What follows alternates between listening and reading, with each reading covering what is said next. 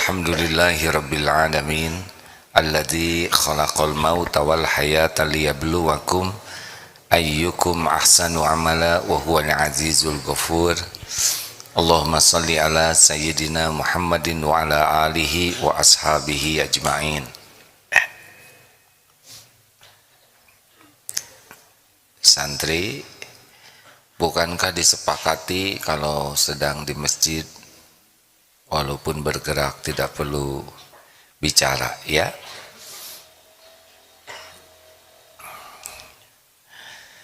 Alhamdulillah hadirin sekalian, salah satu ciri orang yang beruntung adalah kita lihat setiap aktivitasnya, pertama amanu, makin beriman, makin paham kebenaran. Di dalam surat Al-Asr itu ada 4, a'udzubillahi minasyaitonirrajim, wal asr innal insana lafi khusr illal ladzina amanu wa amilus shalihat wa tawassaw bil haqq wa tawassaw bis sabr. Satu, waktu itu akan menguntungkan kalau kita punya iman dan untuk meningkatkan iman. Jadi aktivitas kita tuh harus jadi nambah yakin ke Allah. Ini dulu yang terpenting, fondasi ya. Jadi kalau ingin tahu bahagia sengsaranya hidup itu tergantung tingkat keimanan. Makin yakin ke Allah, ringan aja. Mau apapun yang terjadi, pasti jauh lebih ringan. Beda saja lihat dunia ini. Makin yakin ke Allah, lihat dunia ya jadi biasa saja. Karena itu cuman milik Allah, casing. Ingat Allahnya yang terpesona. Kepada dunia tidak terpesona. Walaupun punya dunia, harta dan sebagainya, biasa saja. Tidak ada bangga, tidak ada ujub, tidak merasa spesial, biasa saja. Kalau orang sudah yakin ke Allah, walaupun dia punya harta, gelar, pangkat, jabatan, kedudukan tinggi, pasti biasa saja. Tidak merasa ujub, merasa spesial, enggak.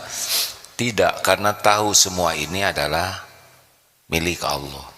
Titipan Allah, amanah Allah, ujian dari Allah. Ini memang kameranya sejauh ini ya, ya udah nggak apa-apa. Yang kedua, wa'amilus sholihat. Yang kedua, waktu itu adalah untuk beramal soleh. Ingat, sudah sering dibahas akhir-akhir ini yang disebut hayatan thayyibah, kehidupan yang baik itu adalah kalau waktu kita jadi amal soleh. Satu, paham kebenaran. Yang kedua, mengamalkan kebenaran, itu baru untung. Yang ketiga, tawassobil haqq, saling berwasiat dalam kebenaran. Yang keempat, saling berwasiat dalam kesabaran. Kenapa sabar? Semuanya harus sabar. Sholat harus sabar. Kalau tidak sabar ngelantur pikirannya. Ya. Sedekah harus sabar. Karena kalau sedekahnya tidak sabar pasti cari yang paling kecil. Ngaji harus sabar. Karena kalau tidak sabar lebih banyak baca WA daripada baca Quran. Berbuat baik harus sabar. Karena kalau tidak sabar jadinya ria, pengen cerita kebaikan kita. Betul? Kalau tidak sabar maunya dipuji orang saja. Makanya, nah yang sekarang kita bahas adalah yang ketiga, yaitu tawassobil haqq. Mana yang lebih penting, memberi nasihat atau kemampuan menerima nasihat?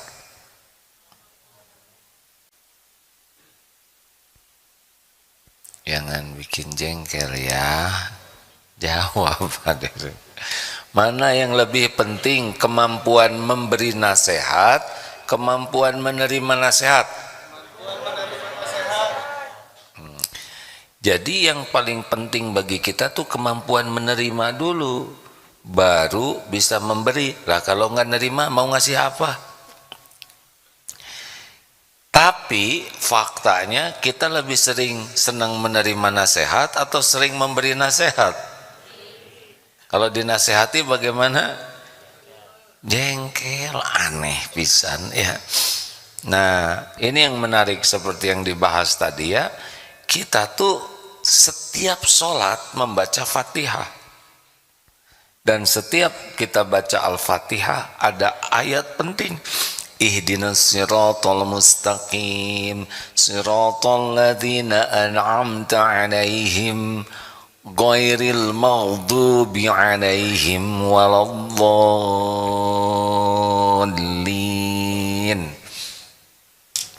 Itu minta, ya Allah, ihdinas siratal mustaqim, tunjukkan kepada kami jalan yang lurus. Ya Allah, beri saya petunjuk, yaitu jalan orang-orang yang Engkau beri nikmat kepadanya, bukan jalan orang yang Engkau murkai, ghairil maghdubi alaihim, kepadanya, waladdallin, bukan orang yang sesat.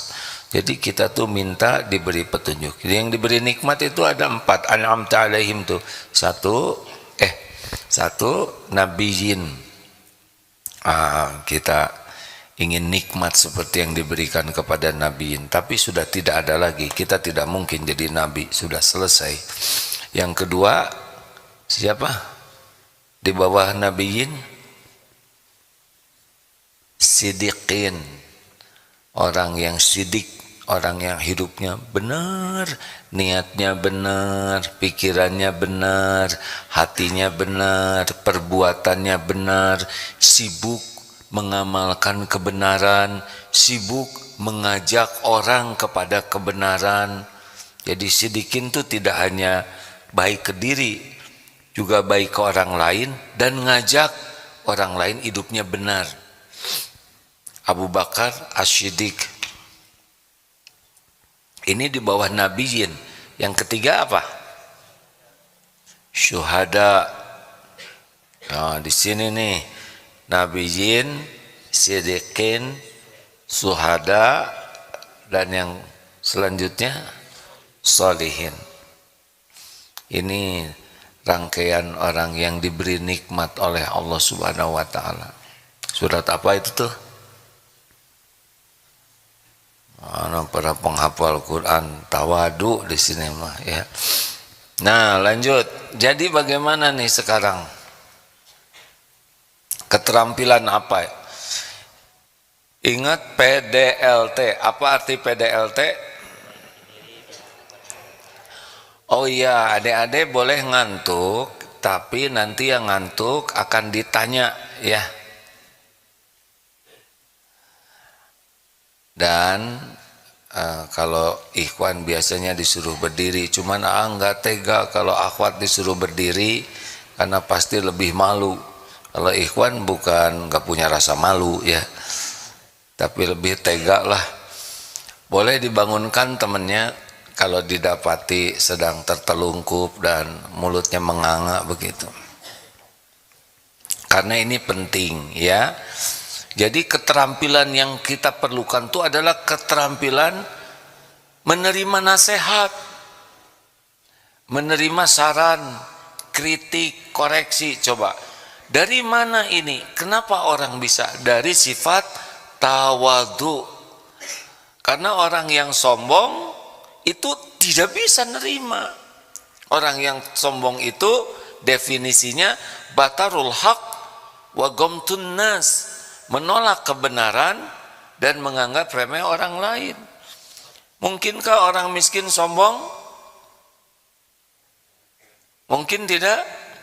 Mungkin. Definisi sombong tuh nggak ada kaitan dengan kekayaan. Siapa yang tidak suka kebenaran itu somse. Jelas? Nah sekarang jangan nih, oh kalau gitu teman saya sombong. Nah itu udah sombong juga tuh.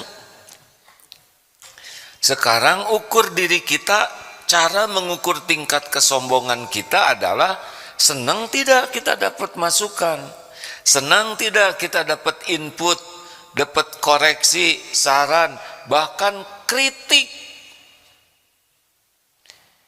Bagaimana caranya supaya kita bisa senang nerima kritik? Pertama, Kita harus sadar bahwa kita itu banyak kekurangan, kesalahan. Benar? Satu itu, kita jauh dari sempurna tuh enggak lah. Kita tuh banyak kekurangan, banyak kesalahan. Benar atau benar? Ini yang pertama harus kita lakukan. Kita dihormati orang lain, kita dihargai orang lain bukan karena kita sudah bagus, karena Allah masih menutupi aib, dosa, kekurangan, kejelekan kita. Nih, punten ya. Duh, maaf nih. Tisu. Ya, nggak boleh minta-minta, harus saya bawa sendiri. Nggak ada yang bergerak lagi ya. Udah nggak apa-apa. Biasanya dengan begini tuh ada yang sadar ya. Oh iya, tetap ada. Nah, udah.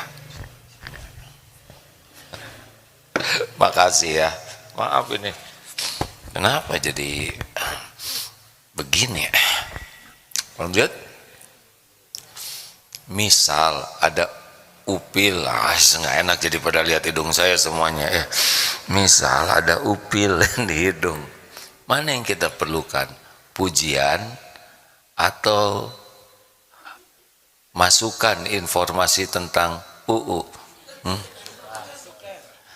Aduh, itu hidungmu cemerlang, indah, bangir, bercahaya. Apa artinya? Sedangkan semua orang lihat kita punya upil ya. Iya kan? Misal seperti itu. Memang idealnya kalau yang ngasih taunya tuh sempurna. Apa? Itu ada upil, tolong. Oh ya, itu paling top. Tapi yang penting kan bukan caranya bagi kita ya. Kalau kita menyampaikan, penting juga cara selain isi. Tapi kalau kita menerima koreksi, yang terpenting orang itu ngasih tahu apa yang bahaya, yang jelek bagi kita, betul? Upil dijai.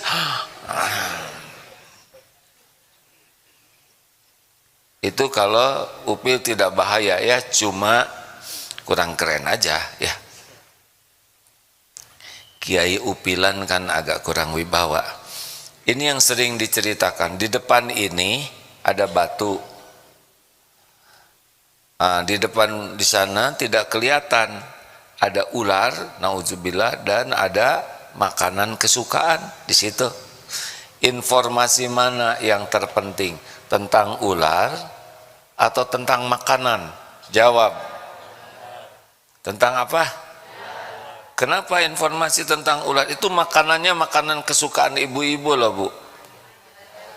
Karena bahaya. Jadi informasi terpenting bagi kita itu adalah informasi tentang yang kita sukai atau informasi yang tentang yang membahayakan diri kita? Jawab. Nah, makin jelas kan? Informasi terpenting bagi kita sebetulnya bukan tentang apa yang paling kita sukai, tapi apa yang membahayakan diri kita. Semua barusan menjawab gitu. Coba sekarang kita dikasih tahu makanan, tapi nggak dikasih tahu ular. Kita makan makanan, ular makan kita. Habis. Itu ular, itu lebih saya sukai daripada itu kue. Nah, sekarang yang membahayakan kita itu siapa? Dosa kesalahan orang lain atau dosa kesalahan diri sendiri? Jawab. Yang benar. Dosa tetangga atau dosa diri sendiri? Kalau kita pimpinan, dosa karyawan atau dosa diri sendiri yang bahaya? Kalau sudah nikah, dosa pendamping hidup kita atau dosa diri sendiri? Jawab. Bu, ibu, siapa yang membahayakan ibu? Dosa kesalahan suami atau dosa kesalahan diri sendiri? Hah? Suami sendiri. Ini kekeh eta. Sendiri Bu, di akhirat tuh masing-masing dihisabnya. Makanya kalau lihat kekurangan kesalahan suami, jangan sampai lupa kepada kesalahan diri sendiri. Coba nih lelaki, ini udah nikah belum? Sian benar ini ya, tunggu waktunya. Coba yang mana yang bahaya, dosa kesalahan istri atau dosa kesalahan diri sendiri? Dek, jawab. Pelan-pelan gini nggak pede bicaranya. Salah lagi, bukan salah diri sendiri, dua-duanya. Ya, dosa diri sendiri dan juga dosa istri sebagian. Kenapa sebagian? Karena boleh jadi kita tidak benar jadi kepala keluarganya, tidak memimpin, tidak jadi contoh, tidak mendidik keluarga dengan benar, sehingga istrinya tidak bagus sikapnya, karena lelaki adalah pemimpin. Jadi sekarang pertanyaannya, kenapa kita tidak bisa lihat kesalahan sendiri? Padahal sudah jelas yang membahayakan kesalahan diri sendiri. Tahu jawabannya kenapa? Kenapa kita tidak bisa mengevaluasi diri? Kenapa kita tidak bisa mengoreksi diri? Karena kita ini terlalu sibuk mencari kesalahan orang lain.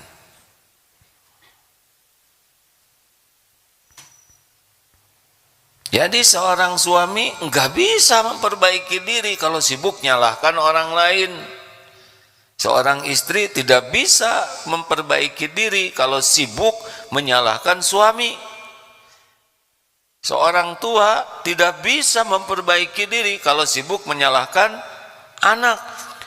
Pimpinan tidak bisa memperbaiki diri kalau sibuk menyalahkan karyawannya, anggotanya. Kenapa? Jadi pada melotot gini ke saya. Jadi gimana dong? Bukan tidak boleh melihat kesalahan kekurangan. Kita punya kewajiban amar ma'ruf nahi mungkar.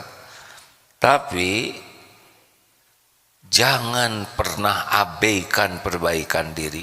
Kita sulit memperbaiki orang lain sebelum kita serius memperbaiki diri. Karena Allah tahu apa yang kita lakukan. Kalau kita tidak memperbaiki diri, bagaimana Allah menggunakan kita jadi memperbaiki orang lain? Kita tidak bisa memperbaiki siapapun tanpa izin Allah. Jelas hadirin sekalian? Ini hitung-hitung bimbingan pranikah ya. Laki-laki tobat ya. Nah, sekarang keterampilan kita tingkatkan supaya tahu kekurangan diri. Kan gini, kita manfaat untuk orang kalau kita bisa memperbaiki diri. Memperbaiki diri harus diawali berani mengetahui kekurangan diri.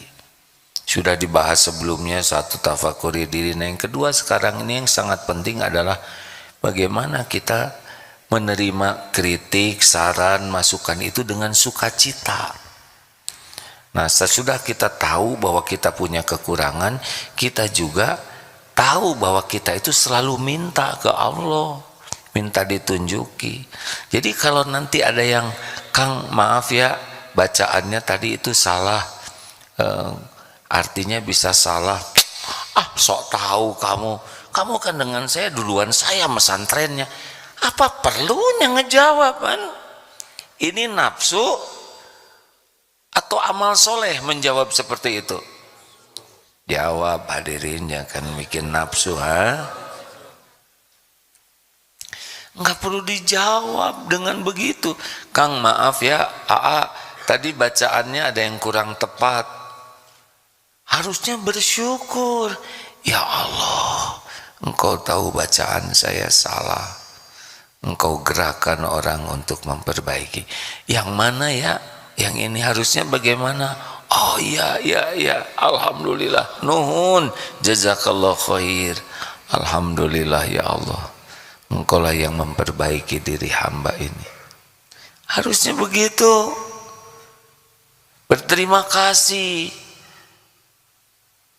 Bukannya sibuk bela diri, sibuk bikin alasan seakan-akan kita tidak salah, kita benar. Tidak penting bagi kita untuk diakui hebat, pintar, selalu benar. Tidak penting. Yang penting itu kita jadi lebih baik setiap waktu. Lillahi ta'ala.